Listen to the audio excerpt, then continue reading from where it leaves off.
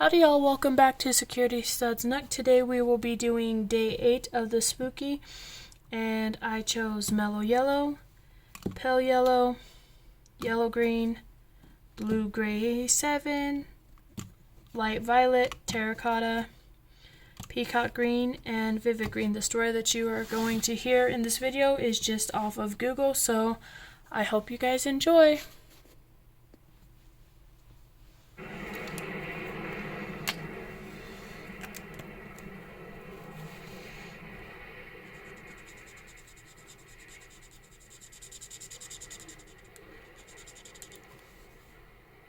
Weird circle. Henry's cave of restless sea. We are meant to call from out of the past stories, strange and weird. Bellkeeper, toll the bell, so that all may know we are gathered again in the weird circle.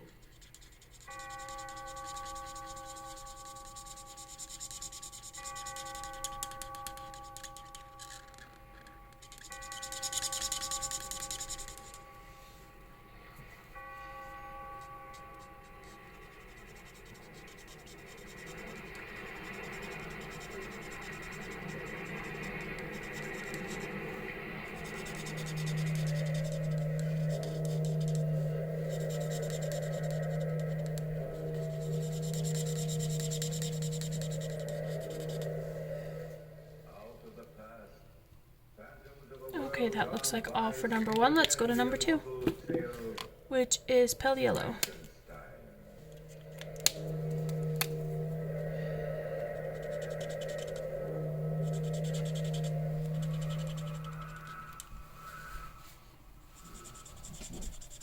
The wind howling outside my lonely home is my only companion. All else is quiet here, as I sit by my window in the parlor, writing this document for the scientific world. Be warned, you doctors and scientists who come after me. Be warned that man must not experiment with the secrets of life. My experiences started in the University of Manchester, where I was studying natural history. Okay, let's go on to 3, which is yellow-green. 1818, that Professor Waldman, my close dear friend Henry Clerval, and myself were in the laboratory of the university. Victor Frankenstein, your persistence amazes me. Someday I shall sit at your feet and allow you to teach me. Thank you, Professor Waldman. But the whole subject of the structure of man has always been too clouded in mysticism. Well, frankly, Victor, I prefer mysticism. That's because you're a mystic, Henry. Why, Henry's no more a mystic than I am. He just loves to avoid arduous work.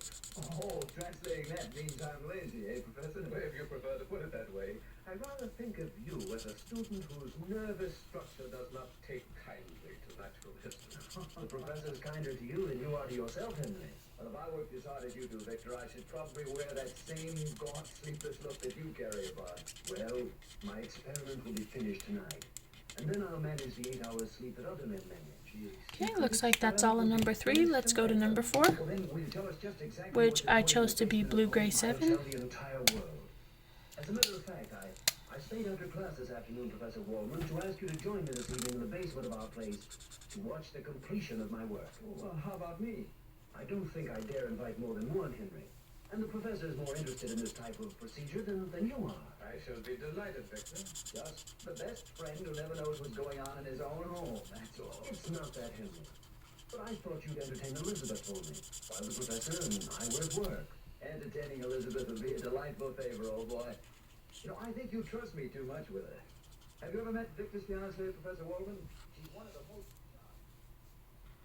Yes, Elizabeth was one of the most charming, beautiful women I'd ever known.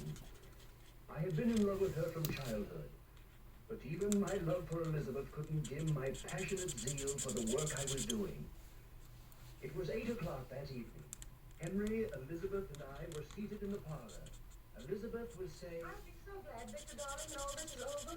If you only knew how tired you look. the minute my work is done, successfully or unsuccessfully, I promise you... Alright, that looks like all of number 4, so let's move to number 5, which is light violet. Henry's being eaten up by curiosity. I don't blame him. I'm suffering pangs of what's it all about, too. Well, you'll both know soon. I wonder where Professor Wallman is. He's late. He'll be here soon, Victor. Stop pacing the floor, sweetheart. I think I'll start my work downstairs. Send the professor down when he arrives, will you, darling? We'll come down ourselves and take a look around. Or will I turn into a pillar of salt for peeking? Nobody ever turned into a pillar of salt for peeking, Beth. It was for looking back. Oh, nothing like a good practical working knowledge of the Bible for scientific experiment. Starts the night off right. Yes, I thought jokingly of that paragraph from the Bible then. And she was turned into a pillar of salt. But what about a man who looks back? There is no ready reference for him or for me. I went downstairs to my laboratory at a little past 8, opened the door, and started to tinker around to pass the time more quickly. My every sense was alive, taut, waiting, with the sense of what was to come. I heard a knock on the side door, which led me from my laboratory directly into the forest, which bordered Manchester. I looked out and... Good evening, Victor. Oh, did Elizabeth tell you to come down this way, Professor? Oh, I found the entrance to your laboratory quite by myself. Help you with your coat, sir? No, you proceed with your work. Nothing like trivialities. Alright, that looks like all of 5, so let's continue to 6, which is terracotta. Follow me, Professor, into the back room, and you'll see for yourself what this is all about. Well, I feel that I'm in for a most exhilarating evening. I wish I had more students fashioned in your mold, Victor. Well, Professor, here is my... Why, what's this? A full-sized replica of a man. Yes. Only he isn't full size. He's fashioned on a grander scale. I should say this creature standing up would be approximately 8 feet 2 inches tall. Well, you should have been an artist, Victor. He's a perfect reproduction. What did you make him out of? Wood? Clay? Animal flesh. Flesh? Feeling. Oh, feels like the body of a dead man. Or the body of a man who hasn't as yet been brought to life. Okay, so there's 6. Let's move on to 7, which is peacock green. Even the fine nervous system. Yes, interesting. How about the brain cell? Yes, adult brain cells. I think he's quite handsome, don't you? Oh, well, each man to his own taste. He's the best reproduction of a man I've ever seen, but actually his face is hideous. As a plastic surgeon, my dear Victor, I'm afraid I can't give you much credit. Well, what do you intend to do with this hulk? You see this fluid here in the test tube? Yes? I filled the hypodermic needle with it. And now I'm going to inject the full 8 ounces into the vein, directly above his heart.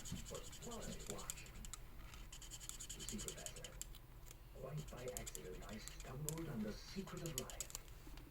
I've been bringing small one-cell creatures to life for quite some time. The secret of life. Within 30 seconds after this injection, this creature will live. You're trying to play God, Victor. It's heresy. It's science. I'm making a new race, far finer than the present one. Larger in structure, stronger, heavier, healthier. A race able to live on nuts and berries. With a greater capacity for feeling. Victor, for the love of heaven, don't go through with this experiment. No man living has the right to tamper with the secret of life. You've created a monster on that floor. You've no idea what will happen if you go through with it. Watch, Professor. The injection. I only hope and pray this is a failure. It can't be. His eyes moved. Watch him, Professor. He's like a baby first realizing life. His hands touch the floor. His eyes are trying to focus on the world around him. He is hideous. Yes, he's hideous. This is too much like parchment, I'm afraid. Victor, get rid of that monster. Trying to stand up. If that mind that you created was a trusted one, have you any idea what kind of horror you've let loose in England? As a humanitarian, I feel it's my Christian duty to do this now. Let my down, Professor. No, I can't let... Ooh! Oh, he stopped me in the touch of his hand. Command him to stop this, Victor. Stop Fighting him, Professor. He's frightened. He has the same reaction as a child grabs and won't let loose. Let me go, monster! Stop! Don't go out that door! Put the professor down! Don't go out that door!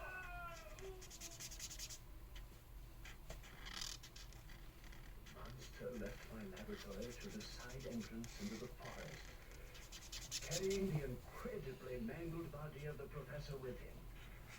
I rushed out of my laboratory after him, but the creature was faster than I, and he disappeared from view.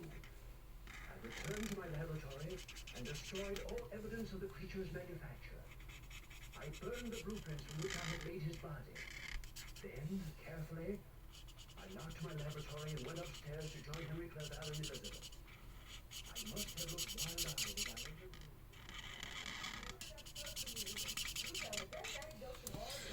Alright, now let's move on to number 8, which is Vivid Green. Darling, what's the matter? Didn't the professor show up? Nothing's the matter. My experiment was a failure. But the professor, he never showed up. Beth, Henry, I want to go away. Of course, darling, you will, as soon as Henry can get the house locked down. I don't want to wait. I want to leave at once, tonight, please, tonight, Beth. I can get married before we cross the channel and then go to Switzerland. But it's almost midnight now, darling. The difference. Please, Beth, if you love me. But why tonight, Beth? Henry, you've no idea what I've been through. I have to get away at once. Of course, darling, if you insist. Anything you want. And we'll be married before daylight. Darling, darling, Beth. I know a little minister who will get away. And so Beth and I were married that evening in a little chapel on the coast. Then the three of us fled to Bern, Switzerland. I refused to have anything to do with the civilized world. No newspapers, no word of home. Just the peace and quiet of the Swiss mountains. Henry and Elizabeth both tried to learn of the events which had occurred in my laboratory that evening. But I never broke my silence on that subject. After the first tries, they refrained from asking me about it again. It was in the middle of the 4th month of our visit, when Henry and I were sitting on the terrace of the little house in the mountains. Beth was out picking berries, when Henry sat there. Listen, I'm your close friend. I've tried to keep silent about... Well, Victor, the day after we left England, I bought a newspaper. Did you hear me? Yes, I saw this clipping on the front page. I couldn't very well miss it. Well, what clipping? This one. The horribly mangled remains of Professor Waldman was found on Beekman Hill. The identity of the unknown murderer is being sought by Scotland Yard. Oh, Professor Waldman. I'd no idea. Hadn't you? No. What are you trying to say to me? You're leaving England so suddenly that very night. Your fear of being discovered. The secret experiment. Well, Alright, you guys, I hope you liked this video, and if you did, go ahead and like, comment, and subscribe. And if you do subscribe to the channel, go ahead and hit that little notification bell so you could get a notification each time I upload a new video. And always remember, be wild, be crazy, be bold, be you, because those who mind don't matter, and those who matter don't mind. Until next time, bye!